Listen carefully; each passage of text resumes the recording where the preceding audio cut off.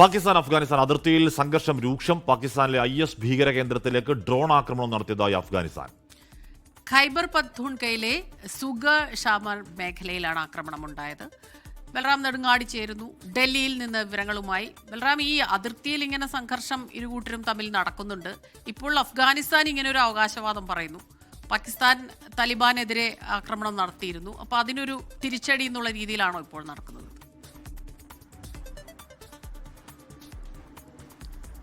ഹഷ്മി, സ്മിത, കഴിഞ്ഞ കുറച്ചു നാളായി അഫ്ഗാൻ പാക് അതിർത്തി അതീവ സംഘർഷഭരിതമായി തുടരുകയാണ്. കഴിഞ്ഞ ദിവസങ്ങളിൽ പാകിസ്ഥാൻ തുടർച്ചയായി അഫ്ഗാനിസ്ഥാനെതിരെ വ്യോമാക്രമണം നടത്തിയിരുന്നു. അത് അഫ്ഗാൻ കേന്ദ്രീകരിച്ചുള്ള ഭീകരവാദ കേന്ദ്രങ്ങൾക്കെതിരെ ആക്രമണം നടത്തിയെന്നാണ് പാകിസ്ഥാൻ അവകാശപ്പെട്ടത്. എങ്കിൽ സാധാരണ ജനങ്ങൾക്ക് നേരെയാണ് ആക്രമണം ഉണ്ടായത് എന്നും 17 പേർ ഈ ആക്രമണത്തിൽ സാധാരണക്കാർ കൊല്ലപ്പെട്ടു എന്നും അഫ്ഗാനിസ്ഥാൻ വ്യക്തമാക്കിയിരുന്നു.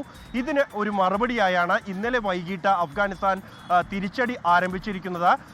ഈ പാക് അഫ്ഗാൻ അതിർത്തിയിലെ പാകിസ്ഥാന്റെ 8 അതിർത്തി പോസ്റ്റുകൾ പിടിച്ചെടുത്തതായി അഫ്ഗാനിസ്ഥാൻ ഇന്നലെ രാത്രി തന്നെ അവകാശപ്പെട്ടിരുന്നു.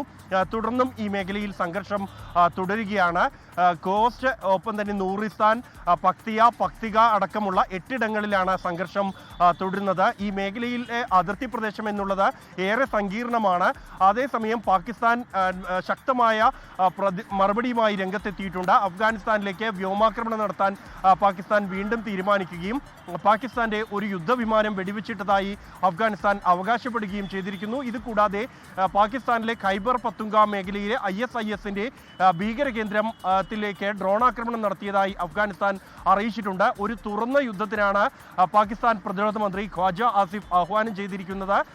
താങ്കൾ ഇത്രയും കാലം ക്ഷമിച്ചുവെന്നും ഇനി ക്ഷമയില്ല, തുറന്ന യുദ്ധത്തിന്റെ സമയമാണ്, കനത്ത തിരിച്ചടി അഫ്ഗാനിസ്ഥാന് നൽകും എന്നുമാണ് ഖ്വാജ ആസിഫ് പ്രതികരിച്ചിരിക്കുന്നത്. അതേസമയം പാകിസ്ഥാൻ പ്രകോപനം വെടിഞ്ഞ് സമാധാനത്തിന്റെ പാത കൈവരിക്കണമെന്നും പാകിസ്ഥാൻ നടത്തിയ ആക്രമണങ്ങൾക്ക് ശക്തമായി തിരിച്ചടിക്കാൻ അഫ്ഗാനിസ്ഥാനികൾക്ക് ധൈര്യമുണ്ട് എന്നുമാണ് അഫ്ഗാൻ മുൻ പ്രസിഡന്റിന്റെ പ്രതികരണം വന്നിരിക്കുന്നത്. എന്തായാലും സംഘർഷം ഈ മേഖലയിൽ തുടരുകയാണ്. മാസങ്ങൾക്ക് മുമ്പുണ്ടായ സംഘർഷം നേരത്തെ മറ്റ് രാജ്യങ്ങൾ ഇടപെട്ട, സൗദി അറേബ്യ അടക്കമുള്ള രാജ്യങ്ങൾ ഇടപെട്ട ഇരു രാജ്യങ്ങളും തമ്മിൽ സമാധാനത്തിലേക്ക് നീങ്ങിയിരുന്നു. എന്നാൽ വീണ്ടും സംഘർഷത്തിലേക്ക് കാര്യങ്ങൾ എത്തിയിരിക്കുകയാണ്. സ്മിത, ഹഷ്മി. ലോകത്തെവിടെയായാലും ഏത് സമയത്തും 24 വാർത്തകളും ഓഗ്മെന്റഡ് റിയാലിറ്റി പാക്കേജുകളും എക്സ്പ്ലെയിനറുകളും വിശദമായി കാണാൻ ഞങ്ങളുടെ YouTube ചാനൽ നിങ്ങൾക്ക് സബ്സ്ക്രൈബ് ചെയ്യാം.